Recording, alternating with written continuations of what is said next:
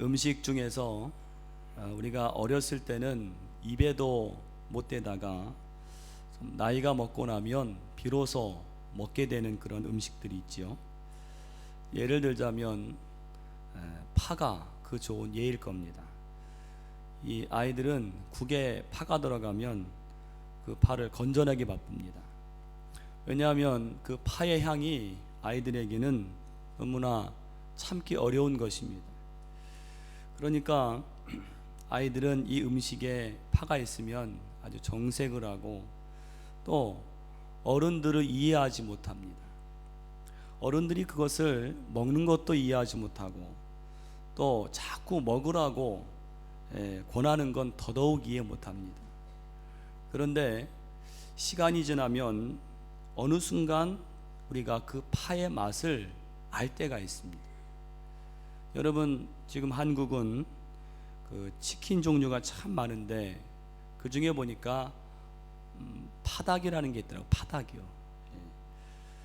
들어보셨을 겁니다. 그 후라이드 치킨에 파를 얹어 먹는 건데, 정말 이 파와 이 닭고기의 조화가 기가 막힙니다. 그러니까 제가 그걸 먹으면서 아하, 파 맛이 이렇게 좋은 거구나.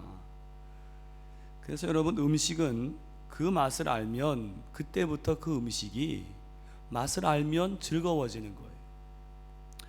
우리나라 사람 대부분이 싫어하는 채소 중에 하나가 고수라는 게 있죠. 코리앤더. 그럼 다 아시죠? 대부분의 사람들은 이 향을 너무 싫어해서 근처에도 가기 싫어합니다. 저 중국이나 동남아 여행할 때 음식에 이 고수가 자주 나오는데, 그러면 아주 식탁에서 울상이 됩니다. 그런데 개중에 보면 이 고수를 잘 먹는 사람들이 있어요. 그냥 먹는 정도가 아니라 너무너무 좋아해서 그 맛에 아주 빠진 사람들이 있습니다.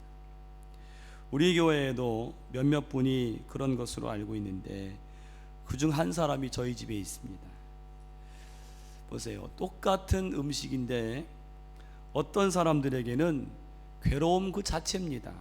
그런데 그 음식이 어떤 사람들에게는 너무나 큰 행복입니다. 도대체 왜 이럴까요? 그 음식이 괴롭고 고통인 사람들은 그 맛을 모르기 때문입니다. 그런데 그 음식이 즐겁고 행복한 사람들은 그 맛을 알기 때문입니다. 저 역시 이 고수라는 것을 처음 접했을 때는 너무 싫었어요. 그런데 같이 사는 사람이 그걸 자꾸 너무나 맛있게 먹으니까 저도 한 번, 두 번 먹게 되는 거예요. 나중에는 그 맛의 세계에 제가 입문을 했습니다. 그랬더니 괜찮은 거예요. 맛이 좋은 겁니다. 이제는 저도 쌀국수집에 가서 꼭 고수를 달라고 그렇게 제가 주문을 합니다. 여기서 제가 중요한 교훈을 깨달았어요. 맛을 아니까 그 음식이 즐거워지는 것입니다. 여러분, 우리 신앙도 마찬가지입니다. 여러분, 이 신앙도 신앙의 맛을 모르면 신앙이 즐겁지 않아요. 반대로 이 신앙의 맛을 알면 신앙이 즐겁습니다.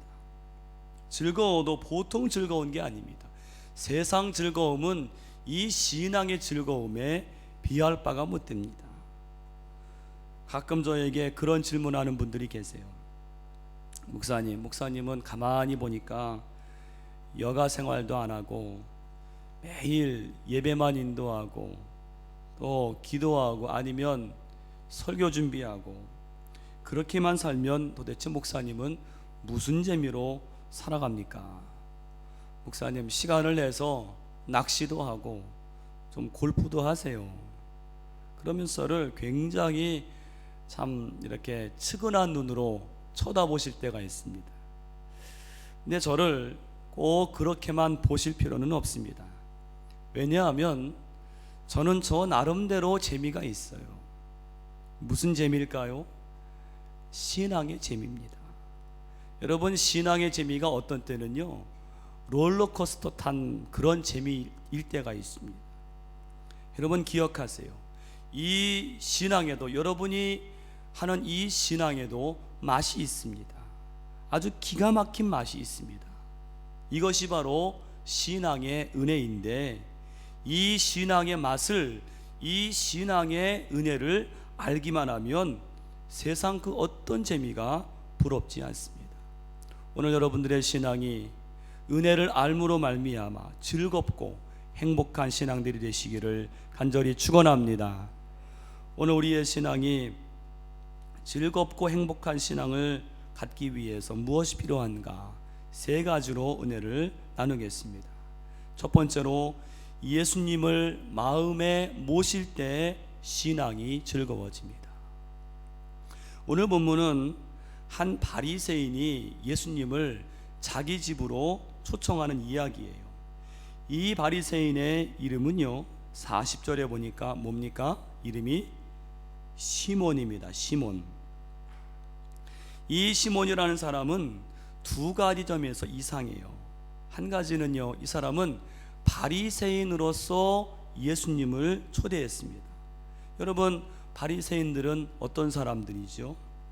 당시에 예수님을 아주 끔찍이 싫어하고 또 예수님을 경계하고 적대시했던 사람들입니다. 그런데 어찌된 일인지 이 시몬이라는 사람은 예수님을 정중하게 초대했습니다. 아마도 예수님에 대해서 아주 깊은 호감을 가지지 않았는가 싶습니다. 아무튼 바리새인으로서 예수님을 초대했다는 것은 굉장히 이상한 일이에요. 그런데 이거보다 더 이상한 점이 있습니다. 그것은 이 시몬이라는 사람은 예수님을 자기 집에 초대하고 또 예수님을 만났지만은 그럼에도 그에게 아무 일도 일어나지 않았다는 사실입니다. 이게 매우 기이한 일입니다. 예수님이 오셨는데 그에게 어떤 변화도 어떤 역사도 일어나지 않았다는 거예요. 여러분, 예수님이 어떤 분이세요? 예수님이 가시는 곳마다 반드시 변화가 일어나고 역사가 일어난 분입니다. 여러분, 가나의 혼인잔치에 예수님이 가셨을 때 어떻게 되었습니까? 물이 변하여 포도주가 되었습니다. 예수님이 병자들에게 가셨을 때 어떻게 되었습니까? 갖가지 병들이 나았고 떠나갔습니다. 예수님이 귀신 들린 자들에게 찾아가셨을 때 어떻게 되었습니까? 그 귀신들이 먼저 알아보고 떠나갔습니다. 예수님이 저 사마리아 여인에게 가셨을 때 어떻게 되었습니까? 사람을 피해 다니던 그 여자가 예수님을 만나고 나서는 물동이를 버려두고 동네로 뛰어들어가서 내가 만난 이 사람이 메시아가 아니냐, 사람들을 피해 다니던 그 여자가 완전히 변화가 되었어요. 보세요, 예수님이 가시는 곳은 반드시 변화와 역사가 있었어요. 그런데 오늘 이 시몬이라는 바리새인은 어떻게 된 게, 예수님을 자기 집에 초청을 했고 예수님을 만났고 예수님과 대화를 했지만은 아무 일도 일어나지 않았습니다. 그 이유가 뭘까요? 그것은 그는 예수님을 초대했지만 사실은 초대하지 않았습니다. 그는 예수님을 자기 집으로 모셨지만 사실은 예수님을 모시지 않았어요. 그는 예수님을 만나서 식사도 하고 대화는 했지만 사실은 예수님을 만나지 못했습니다. 무슨 이야기입니까? 예수님을 그 마음에 모셔드리지 않았다는 이야기입니다. 여러분, 44절로 46절 보시면 예수님 말씀이 바로 그 말씀이에요. 거기에 보니까 그 여자를 돌아보시며 시몬에게 이르시되 이 여자를 보느냐? 여러분, 이 여자는 누군가 하면 이 시몬의 식사 자리에 와서 예수님께 와서 눈물로 발을 적시고 그 발에 향유를 부은 여자입니다. 그런데 오늘 이 여자를 빗대면서 이 시몬에게 말씀하시기를 내가 내 집에 들어올 때는 너는 내게 발 씻을 물도 주지 아니하였을 때 이 여자는 눈물로 내 발을 적시고 그 머리털로 닦았으며 너는 내게 입 맞추지 아니하였을 때 그는 내가 들어올 때로부터 내 발에 입 맞추기를 그치지 아니했으며 너는 내 머리에 감람유도 붓지 아니하였을 때 그는 향유를 내 발에 부었느니라. 여러분, 이게 무슨 말씀인가요? 시몬아, 너는 나를 초대했지만은 실상은 나를 초대하지 않았어. 너는 나를 이 집에 오게 했지만은 실상은 나는 너의 마음에 들어가지 않았다는 거예요. 여러분, 우리도 그럴 때 있지 않습니까? 분명히 내가 초대는 받았어요. 그런데 초대받았다는 생각이 들지 않을 때가 있습니다. 그런 때 있지 않습니까? 보세요, 여기 중요한 교훈이 있습니다. 여러분, 아무리 예수님을 자기 집에 모셔드리고 아무리 예수님과 지금 육신적으로 같은 공간에 있을지라도 예수님을 내 마음의 참 구주로 모셔드리지 못하면 아무것도 아니라는 거예요. 아무 일도 일어나지 않는다는 거예요. 여러분, 우리도 마찬가지입니다. 우리가 지금 예배하는 이 자리는요, 예수님이 성령으로 임재하시는 자리인 줄로 믿습니다. 우리가 한 마음으로 예수님을 고백하면 예수님은 이 자리에 임재하세요. 지금 임하십니다. 그러니 이 자리는 예수님이 임하셨기 때문에 기쁨이요 감격의 자리가 될 수밖에 없어요. 그런데요, 예수님이 아무리 이 자리에 임재하신다 할지라도 오늘 내 마음을 열어서 예수님을 나의 구주로 모셔드리지 못한다면, 오늘 예수님이 성령으로 임하셔도, 아니 예수님이 지금 이 자리에 육신적으로 오셔서 있다 할지라도 그 사람에게는 아무 일도 일어나지 않는다는 거예요. 여러분, 그러므로 내 마음을 열어서 주님을 모시는 게 그렇게 중요합니다. 여러분, 주님을 모셔야 기쁨이 임합니다. 할렐루야. 주님을 모셔야 신앙이 즐거워지는 거예요. 주님을 모시지 않으면 아무리 예수님과 같이 있는다 할지라도 즐겁지 않습니다. 예배가 즐겁지 않아요. 그래서 요한계시록 3장 20절에 말씀하시기를 이렇게 말씀하세요. 볼지어다 내가 문 밖에 서서 두드리노니 누구든지 내 음성을 듣고 문을 열면 내가 그에게로 들어가 그와 더불어 먹고 그는 나와 더불어 먹으리라. 예수님 말씀이에요. 여러분, 이 시간도 예수님 말씀하세요. 뭐라고 말씀하십니까? 내 음성을 듣고 문을 열라. 여러분, 여기에 문이 무엇입니까? 우리 마음의 문입니다. 우리 심령의 문입니다. 이 심령의 문을 열라는 거예요. 지금도 예수님은 우리 마음 문 바깥에 오셔서 우리 마음을 두드리고 계십니다. 우리 마음을 두드리고 계세요. 왜 두드리십니까? 우리 마음에 들어가서 오늘 우리와 더불어 먹고 그는 나로 더불어 먹기 위해서 우리 마음을 두드리시는 줄로 믿습니다. 여러분, 마음을 열고 주님을 모시세요. 주님, 내 마음에 오셔서 나의 구주로 임하여 주시옵소서. 주님을 마음에 모실 때에 비로소 그 마음 안에 참된 기쁨이 있고요, 참된 교제가 있는 줄로 믿습니다.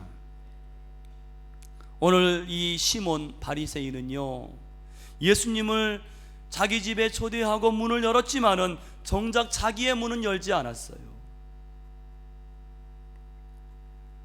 혼자 어렵게 딸을 키우며 산 어머니가 있었어요. 이 어머니의 유일한 희망이었던 딸아이가 잘 커서 아주 어엿한 대학 교수가 되었습니다. 그 어머니의 사랑과 희생을 감사하게 생각한 딸이 은혜에 보답하고 싶어서 어머니에게 묻습니다. 엄마, 소원 있으면 하나만 말해보세요. 제가 들어드릴게요. 그러자 열심히 이 믿음 생활을 하는 어머니가 딸에게 네가 교회에 가는 것이 내 소원이다, 그렇게 말했습니다. 이 딸이 기꺼이 어머니와 함께 교회에 갔어요. 그런데 딸은 교회에 간 첫날 교회에서 아주 좋지 못한 모습들을 많이 보았습니다. 교인들이 서로 모여서 험담하는 모습, 또 주차장에서 시비가 붙은 모습, 또 식당에서 서로 양보하지 않는 모습. 이 예배를 마치고 집에 돌아온 딸이 엄마에게 말합니다. 엄마, 나 다음부터 교회 가지 않을래. 왜 그러니? 이 딸이 자기가 교회에서 보았던 일들을 조목조목 다 이야기했습니다. 그때 엄마가 말합니다. 이렇게 말했습니다. 얘야, 엄마는 수십 년 교회를 다니면서 예수님 얼굴밖에는 보지 않았는데 너는 하루 동안에 참 많은 것을 보았구나. 이렇게 말했다는 것입니다. 여러분, 우리도 이 신앙생활할 때, 여러분 주일에 교회 올 때 많은 것을 볼 필요가 없습니다.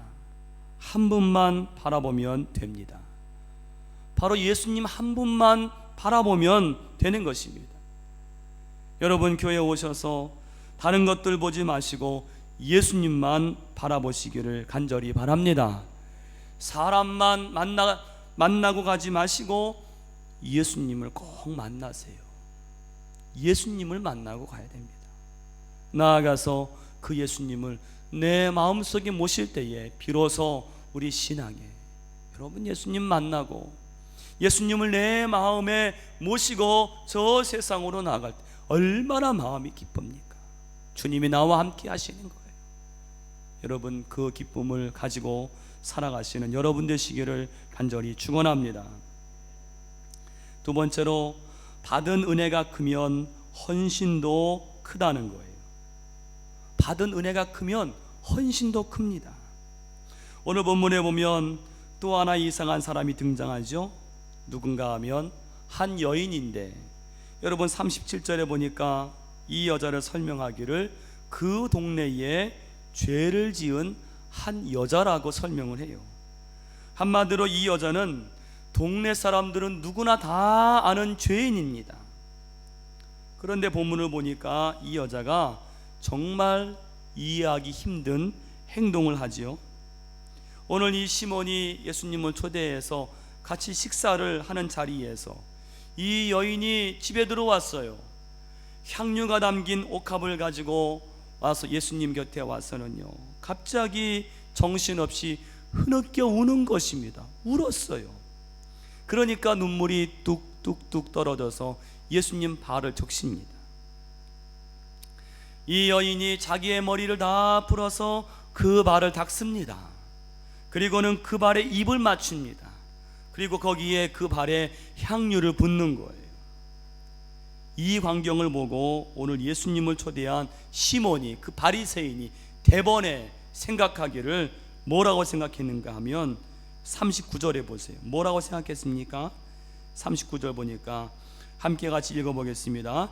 예수를 청한 바리새인이 그것을 보고 마음에 이르되 이 사람이 만일 선지자라면 자기를 만지는 이 여자가 누구며 어떠한 자 곧 죄인인 줄을 알았으리라 하거늘.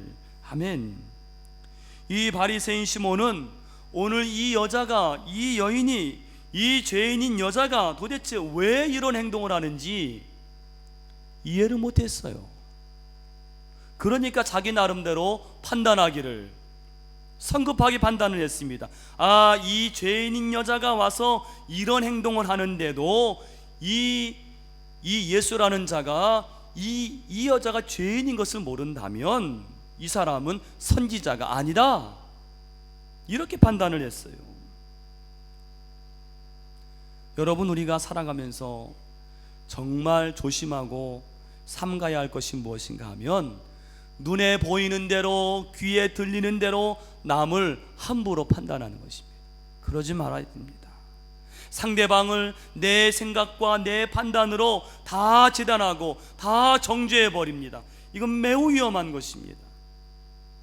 오늘 시몬이 그랬습니다. 이 죄인인 여자를 모른다고 할 때는 이 사람은 선지자가 아니지 않느냐, 이런 거를 제가 읽었습니다. 한 교실에서 선생님이 학생들에게 이런 질문을 했습니다. 잘 들어보시기 바랍니다. 학생들에게 한 쌍의 부부가 유람선에서 해상 재난을 당했는데 구조선에는 자리가 하나밖에 없었다. 이때 남편은 부인을 남겨두고 혼자 구조선에 올랐고, 부인은 침몰하는 배 위에서 남편을 향해 소리를 쳤다.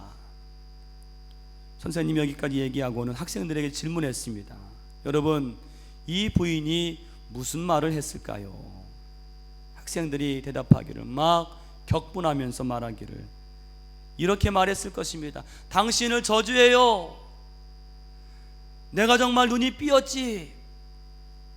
내가 저걸 남편이라고 믿었다니. 이때 선생님은 다른 학생들이 다 말하는데 한 학생이 한마디도 하지 않고 있는 것을 발견하고 그 학생에게 물었습니다. 그 학생은, 선생님, 제 생각에는 그 부인이 이렇게 말했을 것 같아요. 여보, 우리 아이를 잘 부탁해요. 이렇게 말했을 것 같습니다. 선생님이 깜짝 놀라며 물었습니다. 너 이 얘기를 들어봤니? 아니요. 그런데요, 제 어머니가 돌아가실 때 아버지에게 엄마가 그렇게 말씀하셨어요. 선생님이 감격해 하면서 정답이다 하면서 계속 이야기를 이어갔습니다. 그 배는 침몰했고 남편은 집으로 돌아와서 딸을 잘 키우다가 나중에 몇 년 후에 그만 병으로 이 남편이, 아버지가 돌아가셨어요. 딸이 유품을 정리하다가 아빠의 일기장을 발견했는데 거기에 그런 내용이 있었습니다. 아빠와 엄마가 배 여행을 갔었을 때, 그때 이미 엄마는 이미 고칠 수 없는 큰 중병에 걸려 있었고, 사고가 일어났을 때에 딸을 위해서 엄마가 아니라 아빠가 살기로 결정을 내렸다는 그런 내용이었습니다. 아빠의 일기에는 이렇게 쓰여 있었습니다. 그때 나도 당신과 함께 바닷속에서 죽고 싶었지만 그럴 수가 없었지.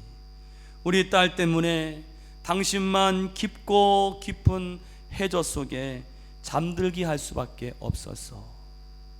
아빠의 내용, 일기의 내용입니다. 이 이야기가 끝나자 교실 안이 조용해졌습니다. 더 이상 아무도, 누구도 그 아빠를 함부로 판단하거나 비난하지 않았다는 이야기입니다. 이 글은 이 페이스북에 올라온 내용인데, 이 이야기를 마치면서 그 뒤에 정말 공감이 되는 말을 더 덧붙였어요. 한번 들어보세요. 이런 말입니다. 세상에서 선과 악이란 어떤 때는 복잡하게 얽혀 있어서 쉽게 판단할 수 없을 때가 있다. 그냥 눈에 보이는 대로만 상대를 성급하게 판단해서는 안 된다. 만약 어떤 사람이 주동적으로 밥값 계산을 하는 이가 있다면 그는 돈이 많아서 그런 것이 아니라 돈보다 우정을 더 중히 생각하기 때문이다. 일할 때 주동적으로 하는 사람이 있다면 그것은 바보스러워서 그런 게 아니라 책임이라는 것을 알기 때문이다.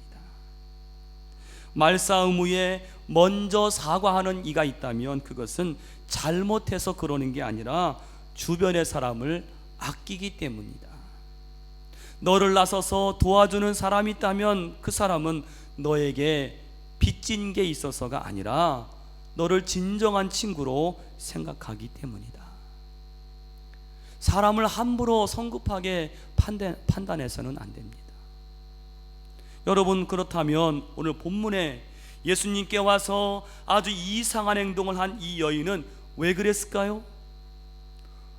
그걸 예수님께서 오늘 시몬에게 설명하시는 거예요. 40절에 보세요. 예수님께서 친절하게, 시몬아, 내가 내게 해줄 말이 있다. 빚진 사람 둘이 있는데 한 사람은 500데나리온을 빚졌고 한 사람은 50데나리온을 빚졌다. 그런데 그 돈을 꾸어준 사람이 그 둘이 돈을 갚지 못하니까 다 탕감을 해 주었어. 그러면 누가 더 사랑하겠느냐? 누가 더 감사하겠느냐? 시몬이 말합니다. 당연히 많이 탕감을 받은 사람이겠지요. 그렇다면 오늘 이 여자가 왜 이런 행동을 했는지 아느냐? 이 여자는 네가 아는 대로 죄가 많은데 그 많은 죄를 사함받았기 때문에 오늘 이런 행동을 한 것이란다. 47절 보세요. 예수님 말씀 그 말씀입니다. 이러므로 내가 내게 말하노니 그의 많은 죄가 사하여졌도다. 이는 그의 사랑함이 많음이라. 사함을 받은 일이 적은 자는 적게 사랑하느니라. 사함을 많이 받았어요. 이 여인은 누구나 다 아는 죄인입니다. 죄가 많습니다. 그런데 그 많은 죄를 사함을 받고 보니까 오늘 자기가 예수님께 할 수 있는 최선을 다해서 자기의 가장 귀한 것을 다 쏟습니다. 자기의 눈물로 그 발을 적십니다. 눈물로 발을 씻습니다. 그리고 자기의 머리털로 그 발을 씻습니다. 그 발에 입을 맞춥니다. 왜 그랬을까요? 오늘 이 여인이 받은 은혜가 너무 많아요. 사랑이 너무 많아요. 여러분 잘 아시는 예수님의 수제자 베드로가 마지막 죽을 때 어떻게 죽은 줄 아시지요? 예수님은 똑바로 십자가에 달려서 죽으셨는데 나는 그것을 감당할 수 없기 때문에 나는 거꾸로 십자가에 달려 죽었습니다. 왜 베드로가 그와 같은 헌신을 감당했을까요? 베드로가 받은 은혜가 너무나 커요. 베드로가 예수님을 그렇게 부인하고 예수님을 떠나버렸지만은 예수님은 그 베드로를 버리지 않으시고 책하지 않으시고 여전히 찾아오셔서 시몬아 내가 나를 사랑하느냐. 예수님이 그 베드로에게 은혜와 사랑을 충만하게 부어주었을 때에 베드로는 마지막에 주님을 위한 놀라운 헌신을 감당하게 된 줄로 믿습니다. 오늘 우리 교회 안에는 오늘 이 죄인인 이 여자와 같은 분들이 많아요. 교회를 위해서, 다른 사람들을 위해서 남들보다 더 눈물을 쏟는 사람들이 많습니다. 또 교회의 부흥을 위해서, 또 이 교회의 큰 발전을 위해서 자기의 가진 가장 귀한 것을 헌신하는 사람들이 많이 있습니다. 또 때로는 남들보다 더 겸손하게 낮아져서 욕을 먹으면서도 수치를 당하면서도 그 모든 것들을 다 감내하는 그런 사람들이 있습니다. 오늘 우리 성가대가 이렇게 아침 일찍 나와서 행하시는 것도 바로 헌신입니다. 그런데 우리 교회 안에 이런 많은 헌신을 감당하시는 우리 모든 분들, 때로는 힘들고 내가 왜 이 헌신을 감당해야 되는가? 왜 나만 이 헌신을 감당해야 되는가? 오늘 이 여인을 생각하시기 바랍니다. 뭐라 그래요? 이 여인은 은혜를 많이 받았고 사함을 많이 받았기 때문에 그러한 헌신을 감당하는 줄로 믿습니다. 오늘 여러분, 우리가 헌신을 감당할 때 하나님이 그 헌신을 감당할 수 있는 힘과 능력을 우리에게 이미 주신 것을 믿으시기를 바랍니다. 마지막 세 번째는 헌신은요, 또 다른 차원의 은혜를 여는 열쇠입니다. 헌신은 또 다른 차원의 은혜를 여는 열쇠다. 조금 아까 말씀드린 대로 여러분, 이 여인의 행동은 헌신 그 자체입니다. 보세요. 여인은 자기의 가장 귀한 향유를 쏟았습니다. 사람들이 그 모습에 깜짝 놀랐습니다. 근데 그것만이 아닙니다. 자기의 눈물을 쏟았습니다. 자기의 머리를 풀어서 이 예수님의 발을 닦습니다. 여러분, 여인의 머리를 풀어서 이 예수님의 발을 닦는다는 것은 최고의 겸손이요 헌신입니다. 오늘 여인의 행동은 완전한 헌신이에요. 그런데 오늘 본문이 주는 또 하나의 중요한 은혜는 헌신은 또 다른 은혜를 열더라는 거예요. 헌신은 또 다른 은혜를 엽니다. 무엇입니까? 48절에 보세요. 예수님께서 이 여인을 뭐라고 축복하시는가 하면 내 죄 사함을 받았느니라, 그렇게 축복하세요. 여러분, 이 여인의 문제가 뭐였지요? 이 여인은 공인된 죄인이었어요. 동네에서 다 아는 죄인이었습니다. 남녀노소 할 것 없이 이 여자만 만나면 손가락질 하나 하면서 저 사람은 죄인이 아니냐, 다 손가락질하고 다 비난하고 다 외면할 때 이 여인은 너무나 사는 게 괴로운 거예요. 너무나 죽을 것만 같습니다. 그런데 오늘 이 여인에게 어떤 은혜가 임했습니까? 예수님이 여인에게 내 죄 사함을 받았느니라. 여인아, 내가 죄로 인해서 그렇게 고통스럽고 그렇게 괴로웠는데 이제는 내 죄 사함을 받았느니라. 너는 이제 죄인이 아니야. 너는 의롭게 되었어. 여인의 가장 무거운 짐을 벗겨주는 거예요. 새로운 차원의 은혜가 임한 줄로 믿습니다. 여러분, 무엇입니까? 여인의 온전한 믿음, 온전한 헌신, 그 자기의 죄를 용서해 주신 것을 사랑하면서 온전하게 향유를 붓고 또 눈물로 씻고 자기의 머리털로 닦고 그 예수님 발에 입을 맞추었을 때, 온전한 헌신을 감당했을 때 오늘 새로운 차원의 은혜가 열리더라는 것이에요. 오늘 저와 여러분에게도 이러한 은혜가 있으시기를 간절히 축원합니다. 새로운 차원의 은혜가 열리기를 바랍니다. 오늘 예수님은 저와 여러분들에게 정말로 우리가 생각할 수 없었던 놀라운 은혜를 준비하시는데, 그 은혜를 여러분들이 다 받으시는 주인공들이 되시기를 간절히 축원합니다. 한 부인이 가정의 생활이 너무 힘들어서 비관하면서 남편을 봐도 자식을 봐도 집안을 봐도 너무나 힘드니까 하나님께 이렇게 기도했대요. 하나님, 빨리 죽어서 천국에 가고 싶어요. 정말 힘들어요. 그때 하나님께서 갑자기 응답을 주셨어요.